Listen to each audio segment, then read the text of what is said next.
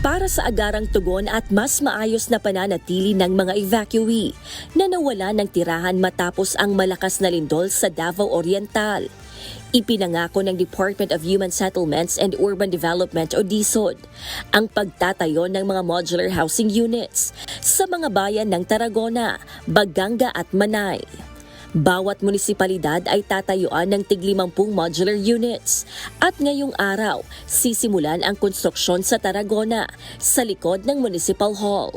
Inaasahang matatapos ito sa pagitan ng November 10 hanggang 15.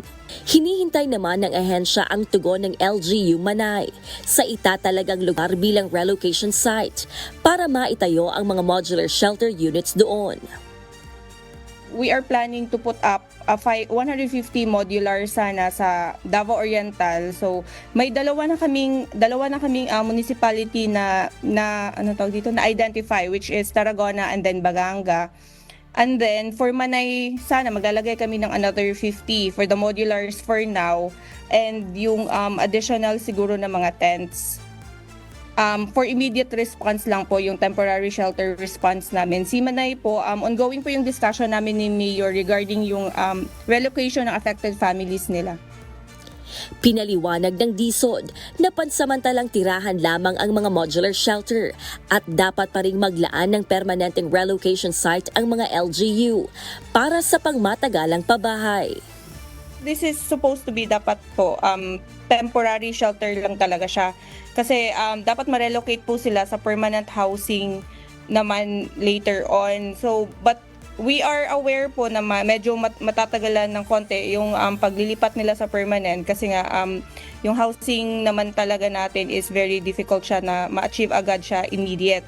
So, nagsabi naman po si Secretary na yung pagtira nila doon, they can stay there as long as 3 to 5 years. Yun yung tinitingnan namin na parang plano na magstay sila doon.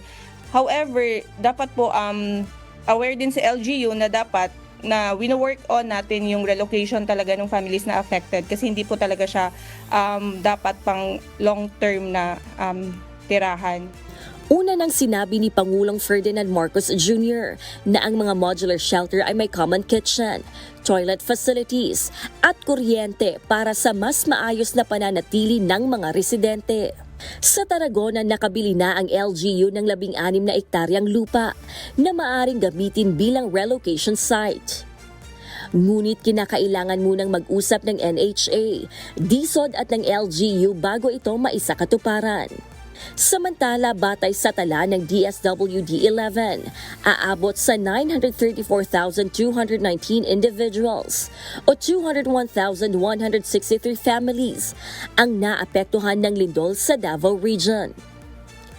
Umabot na sa higit 63 million pesos ang naipamahaging tulong ng ahensya, kabilang ang family food packs, non-food items, ready-to-eat food at AKAP assistance. Gladys Tuwabi, humahataw sa balita ngayon.